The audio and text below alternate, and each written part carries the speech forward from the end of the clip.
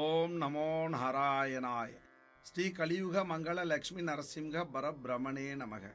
ஸ்ரீ ஆர்யா மட் வாயிலாக ஸ்ரீ கலியுக மங்கள லக்ஷ்மி நரசிம்மரின் அனுகிரகத்தோடு 16/12/2014 சனிப்பெயர்ச்சியின் பலாபலன்களை எடுத்துரைப்பதில் பெரும் மகிழ்ச்சி அடைகிறேன்.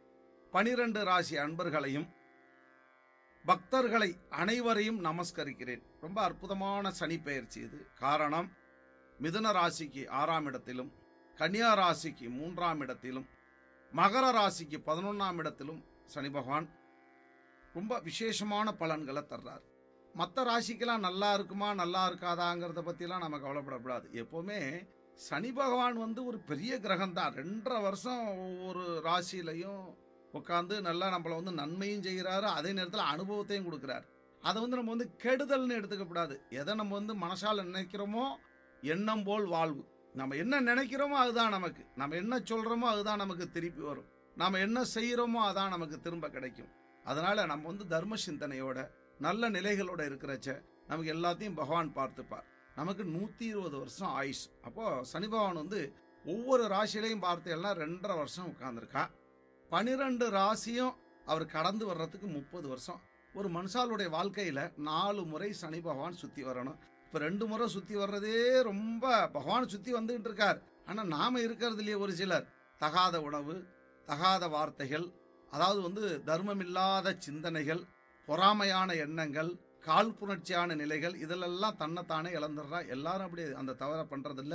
ஆனால் ஒரு சிலர் பண்ணுறதுனால நம்ம அந்த கிரகங்களுடைய நல்ல நிலைகள் எல்லாம் நம்ம அனுபவிக்க முடியாமலே போய் வைகுண்டம் சேர்ந்துடுறோம். அதுக்கெல்லாம் நல்ல ஒரு முன்னோடியாக இந்த சனிப்பெயர்ச்சி இந்த தடவை நல்ல ஒரு பலாபலன்களை 12 ராசிக்கும் தரப்போறா. இப்போ மேஷ ராசிக்கு பார்த்தேன்னா ரொம்ப விசேஷமாக 8ஆம் இடத்துக்கு வர்றா.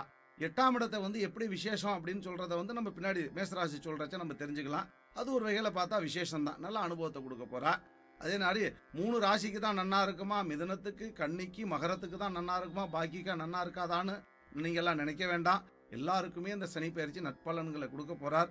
ஒவ்வொரு ராசியாக நம்ம தனித்தனியாக பார்க்குறச்ச நீங்கள் தெரிஞ்சுடலாம். ஒரு குடும்பத்தில் மேச ராசி இருப்பா, மிதுன ராசி இருப்பா, கடக ராசி இருப்பா, கும்ப ராசி இருப்பா. இப்போ 4 பேரும் தனித்தனியாக உங்களுடைய சௌக்கியத்துக்காக நம்ம இந்த ராசி பலாபலன்களை தனித்தனியாக நம்ம பிரித்து போட்டிருக்கோம். நீங்கள் எல்லாரும் பார்த்து நல்ல ஒத்துழைப்பும் ஆதரவும் தரணும். இன்னும் நிறைய பேருக்கு இதை எடுத்து சொல்லணும்.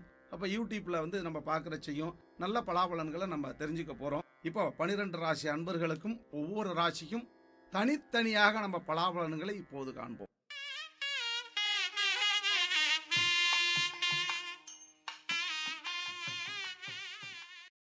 ஓம் நமோ நாராயணாய. மேஷராசி அன்பர்களே, 16/12/2014 சனிப்பெயர்ச்சியின் பலாபலன்களை எடுத்துரைப்பதில் பெருமகிழ்ச்சி கொள்கிறேன். இப்போ இன்றைய காலகட்டத்தில் சனிப்பெயர்ச்சினா எல்லாரும் ரொம்ப பயப்படுறோம். ஆனால் நீங்களும் ரொம்ப பயந்து இருப்பேன். எல்லாரும் பயப்படுறதில்ல, வந்தால் எது வந்தாலும் பார்த்துக்கலாம், ரொம்ப துணிச்சல் இருக்கும். அட்டமத்தில் வந்துட்டாலே அஷ்டம சனியாச்சே, என்ன நடக்க போகுதோங்கிற ஒரு பயம். சில பேருக்கு ராத்திரில் தூங்கவே மாட்டா, ரொம்ப பதட்டமாக இருப்பா. சனிப்பெயர்ச்சி என்ன நடக்க போகுதோ, நமக்கு எதை பற்றியும் கவலைப்பட வேண்டாம். 8ஆம் இடத்துல சனி அஷ்டமத்தில் இருந்தாலும் கூட குரு பகவான் சுகஸ்தானத்தில் இருக்கார், கடகத்தில் உச்சமாகி நிற்கிறார். எப்போவுமே குருவுக்கு செவ்வாய்க்கு நல்ல சம்பந்தம் உண்டு. அது மட்டுமல்லாது ராகு பகவான் 6லையும் கேது 12லையும் இருக்கா. எப்போவுமே பாபகிரகங்கள் 3, 6, 11 இருந்தால் பலம்.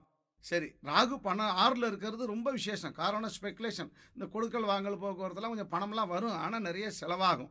எதை பற்றியும் நம்ம கவலைப்படக்கூடாது. இந்த அஷ்டமச்சானத்தில் இருக்கக்கூடிய சனி பகவானுக்காக நம்ம பெருசாக ஒன்றும் பிராயச்சித்தம் பரிகாரம்லாம் ஒன்றும் பெருசாக ஒன்றும் அவசியம் இல்லை. தீர்த்த யாத்திரைக்கு போங்க. நிறைய வசதி உள்ளவா கங்கா, யமுனா, கோதாவரி, கிருஷ்ணா, காவிரி, துங்கபுத்திரா, பிரம்மபுத்திரா இப்படி நதிகளுக்கு போய் தீர்த்தமாடுங்க. எப்போவுமே நம்ம வருஷத்துக்கு ஒரு முறை நம்ம போய் நதியில் தீர்த்தமாடணும். இப்போ 2.5 வருஷம் ஆச்சே சனி பகவான். சரி, 16/12 எடுத்துட்டா. அப்போது 2015 ஏப்ரல் 3ஆம் தேதி வரலும் கொஞ்சம் கலக்கத்தை தான் கொடுப்பார். அந்த காலகட்டம் வரலும் 9 கிரகத்தில் 4 கிரகம் தான் நமக்கு சாதகமாக இருக்குது. சரி, 4 கிரகம் சாதகமாக இருக்கிறச்ச நமக்கு சில சுபகாரியங்கள்லாம் கொஞ்சம் தடைப்படும். அந்த நேரத்தில் நம்ம என்ன பண்ணுறது, கார்த்தால எழுந்தோன்னு மனசை நல்லா எப்போவுமே அமைதியாக வச்சுக்கணும். நம்ம மனசு அமைதியாக இருந்தால் தான் எண்ணங்கள் நமக்கு தூய்மையாக இருக்கும். எந்த ஒரு காரியத்தையும் நாம் சித்தி பண்ணிக்க முடியும். சரி, அப்போ ஏப்ரலுக்கு மேலே எடுத்துட்டா அப்போ நமக்கு வந்து இந்த 2015 ஜூலை 13ஆம் தேதி வரலும் ஓரளவுக்கு 5 கிரகம் நமக்கு ஃபேவரா இருக்கு. 9 கிரகத்துல அதிமுக்கியமாக குரு, அதே நேரத்துல செவ்வாய், சுக்கிரனுடைய சாரபலம், இதெல்லாம் ரொம்ப விசேஷமா இருக்கு. எப்பவுமே ஜாதகத்துல பார்த்தா கோச்சார நிலைன்னு ஒன்று இருக்கிறது. சரி, மேசராசி எல்லாருக்குமா கெட்டு போச்சு அப்படி இல்லை.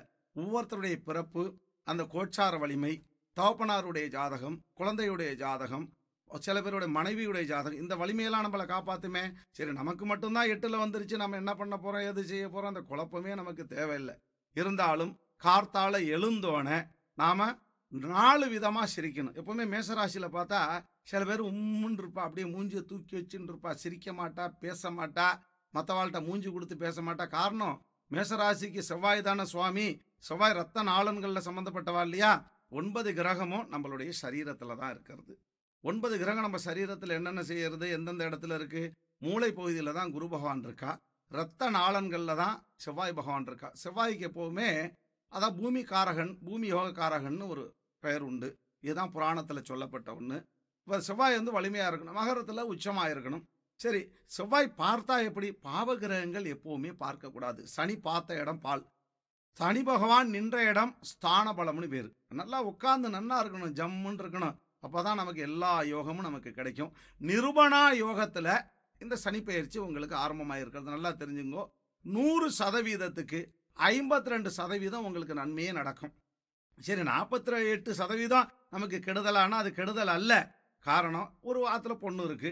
சரி, பொண்ணு பார்க்கணும், பிள்ளையாண்டான பார்க்கணும், மாப்பிள்ளைக்கு வந்து பொண்ணை தேடணும், பொண்ணுக்கு வந்து மாப்பிள்ளையை தேடணும். இதெல்லாம் எப்படி தேடுறது? இதெல்லாம் பகவானே நிர்ணயிக்கிறது. எதை பத்தி நம்ம கவலைப்படக்கூடாது.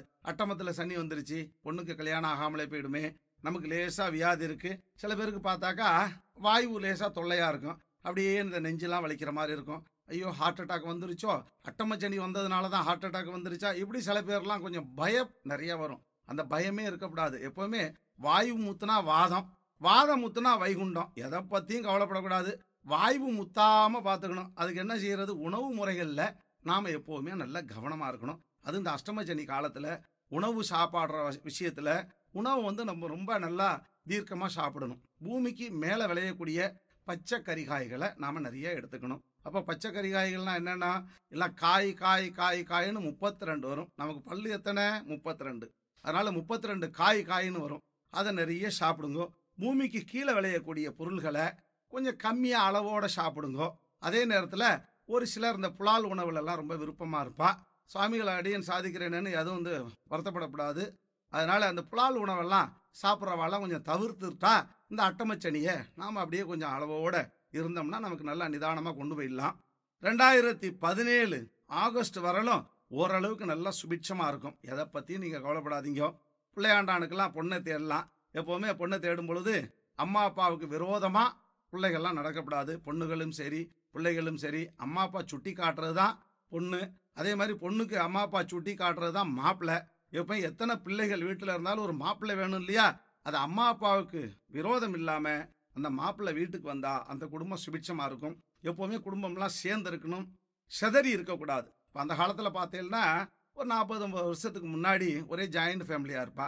தாத்தா பாட்டி அப்படி ஜனரஞ்சனமா இருக்கும். ஒருத்த வேலை இன்னொருத்த எடுத்து செய்வா. இப்பெல்லாம் அந்த வயசானவாளை பார்க்கறதே ரொம்ப குறைச்சலா இருக்கு. ஒரு சில குடும்பத்துல வயசானவாளே காணும். எங்க உங்க தாத்தா? தாத்தாவா? அவ போய் சேர்ந்துட்டாரா? தாத்தாவுக்கு வயசு என்ன? 65. பகவான் கொடுத்த 120 அனுஷ்டிக்கலையே. காரணம், உணவு முறையிலையும் சரி, அவளை பராமரிக்கிற முறையிலையும் சரி, எந்த சின்ன தவறுமே இருக்கக்கூடாது. அம்மா அப்பாவை நாம கவனமா பார்த்துக்கணும். அம்மா அப்பாவுக்கு விரோதமா நாம நடக்கப்படாது. காரணம், இந்த அஷ்டம சனியில நம்ம விரோதத்தை வளர்த்துட்டோம்னா மேலும் சனியுடைய தாக்கம் அதிகமாகி நம்மளை சீர்குலைய நிலைக்குலைய வச்சிடும். 5 பாவங்களை நம்ம பண்ணக்கூடாது. பஞ்சமகா பாவம் 5 பாவம். அந்த 5 பாவத்துல ஒரு பாவத்தை கூட நாம பண்ணக்கூடாது. எப்பவுமே நம்மளுடைய பாரியாளை தவிர்த்து எந்த பொண்ணை பார்த்தாலும் தாயா சகோதரியாக நினைக்கணும். அதே நேரத்துல நாம வந்து அம்மா அப்பாவுக்கு துரோகம் பண்ணக்கூடாது, குரு துரோகம் பண்ணக்கூடாது, பிறருடைய சொத்தை அபகரிச்சு வாழக்கூடாது. இப்படியெல்லாம் அந்த 5 பாவங்கள் இருக்கு. இதெல்லாம் எல்லாரும் இந்த தவறை பண்றது இல்ல. ஒரு சிலர் தவற தெரிஞ்சே செய்யறா. பாவ நிலைகள் 3 இருக்கு. பாவம், பெரும்பாவம், மகா பாவம். இது மனுஷாளுக்கும் பொருந்தும். பாவி, பெரும்பாவி, மகா பாவி. இப்ப நம்மளாம் பாவிகள். காரணம் என்னன்னா, ஒரு சிலர் நம்ம தெரிஞ்சோ தெரியாமலோ போன ஜென்மாவில் நிறைய நம்ம பாவங்களை சுமந்திருக்கோம். அதை இந்த ஜென்மாவில் நம்ம அந்த பாவத்தை போக்குறோம். பாவி, பெரும்பாவி, அது தவறுன்னு தெரிஞ்சே அந்த தவறை செய்கிறது. அது மூணாவது மகா பாவி, தவறே வாழ்க்கையா வாழ்றது. இவாலாம் அந்த அஷ்டமத்து அணியில் திருந்தணும். தவறுக்கு மனசை இடம் கொடுக்கக்கூடாது. நம்மளால் அன்றைய காரியங்களை நாம் சிறப்பாக செய்யணும். அதனால் சிறப்பாக செய்கிறதுக்கு இந்த சிரிப்பு உறுதுணையாக இருக்கும். அப்போ 19/12/2017 வரையிலும் உங்களுக்கு ஓரளவுக்கு திருப்தியான நிலைகளை நாம் எதிர்பார்க்கலாம். இந்த சனிப்பயிற்சியை பற்றி நீங்கள் கவலைப்படாதீங்க. எவ்வளவு பிரச்சனைகள் இருந்தாலும் பெருமாள் பார்த்துப்பார், பகவான் பார்த்துப்பார். அடுத்து நாளில் இருக்கக்கூடிய குரு 5க்கு வரப்போகிறேன். பஞ்சமத்தில் குரு வர்றச்ச இன்னும் விசேஷமாக இருக்கும் உங்களுக்கு. அதனால் எப்போவுமே சதவீதம் குறைச்சலாக இருக்க, 52% தானே நல்லதே நடக்க போகிறது நினைக்காதீங்க. எல்லாரும் நல்லா சுபிட்சமாக இருக்கணும்னு எம்பெருமான் ஸ்ரீ கலியுக மங்கள ஸ்ரீனிவாச பெருமாள் சுவாமியையும், ஸ்ரீ கலியுக மங்கள லட்சுமி நரசிம்மரையும், ஸ்ரீ கலியுக மங்கள பத்மாவதி தாயரும் பிரார்த்திச்சுண்டு மீண்டும் நல்ல நல்ல விஷயங்களை நாம் பகிர்ந்துப்போம். அடுத்து பக்தி மார்க்கங்கிற நிலையிலையும் நம்ம அந்த பேச போகிறோம். அதையும் நீங்கள் கேட்கலாம். அதனால் அஷ்டமச்சனியை பற்றி நீங்கள் கவலைப்படாதீங்க. தீர்த்த யாத்திரைக்கு போங்க, நிறைய பேருக்கு உதவி பண்ணுங்க. நிறைய பேருக்கு நல்ல வசதி உள்ளவா இல்லாதவாளுக்கு, ஏழை எளியோருக்கு பசுதானம் பண்ணுங்க. பசுதானம்னு வெறும் பசுமாட்டை பிடிச்சி கையில் கொடுக்கக்கூடாது. அதை கன்றுக்குட்டியோட பசுவும் கண்ணையும் சேர்த்து கொடுக்கணும். கோ சம்பரோஷனம் ரொம்ப சிறந்தது. கோசாலை அருகாமையில் இருக்கக்கூடிய கோசாலைக்கு போய் நிறைய தானங்களை செய்யுங்கோ. மாடு பசு சாப்பிட்டால் நம்ம சாப்பிட்ட மாதிரி. அதனால் பசுதானம் பண்ணுங்க. ஸ்ரீ கலியுக மங்கள லட்சுமி நரசிம்மர் சன்னதியில் நிறைய பசுக்கள் இருக்கு. இங்கே நம்ம சன்னதிக்குன்னு கிடையாது, எல்லா சன்னதிக்கும் நீங்கள் உதவி பண்ணுங்க. எல்லா கோசாலைக்கும் நீங்கள் உதவி பண்ணுங்க. உங்களுடைய பிறந்த நாளுக்கும் சரி, தாயார் தகப்பனாருடைய திதி நாளுக்கும் சரி, உங்களுடைய குழந்தைகளுடைய பிறந்த நாளுக்கும் சரி, உங்களுடைய திருமண நாளுக்கும் சரி, இல்லாதவாளுக்கு உதவி பண்ணுங்க. ஓம் நமோ நாராயணா. 12 ராசி அன்பர்களும் நல்ல சௌக்கியமா இருக்கணும். இந்த சனிப்பெயர்ச்சியில உலகத்துக்கு நன்மையே உண்டாகணும். உலகம் பேராபத்திலிருந்து தப்பிக்கணும். பேராபத்து என்பது இயற்கையினால் வரக்கூடிய 3 விதமான ஆபத்து இருக்கிறது.